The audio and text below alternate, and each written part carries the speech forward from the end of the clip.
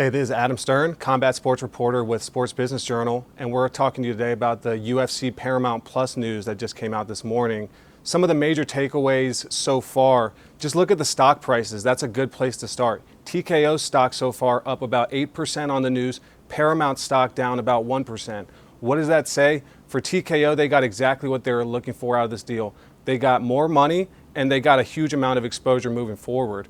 They were able to do this deal in a way where they're not going to have pay-per-views moving forward, and that's a huge change of the model. That's something that's been happening in combat sports over the last year or two, where we've also seen it in boxing. People start to experiment with different ways. We saw with the Jake Paul-Mike Tyson fight where they were on Netflix, weren't on pay-per-view. So we've seen this over the last year where there's been a lot of questions about the pay-per-view model, whether it was too much, whether piracy had gotten to a point where it was out of control.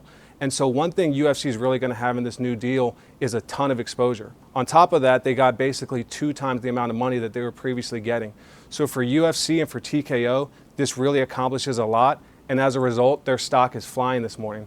On the Paramount side, it's a huge bet into the future. Their stock down 1% so far because it seems like investors are saying, hey, this is a huge amount of money you're investing. We want to see how this goes. So for Paramount, just recently closed their acquisition and their deal with Skydance, and now David Ellison, the son of Larry Ellison, the second richest man in the world, making some huge bets already.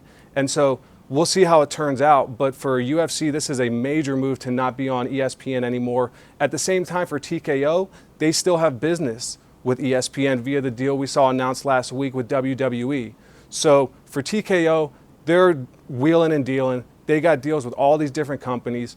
Mark Shapiro said this morning that he thought most likely this was going to be split into multiple packages, but in the end it appears that Paramount offered such a great deal that TKO foregone that, and they said, hey, forget it. We don't need to split it with ESPN and Netflix. We can just put this all on Paramount. So it's a huge bet to the future, 7-year deal that'll start in 2026, and we'll see how it plays out. For Sports Business Journal, I'm Adam Stern.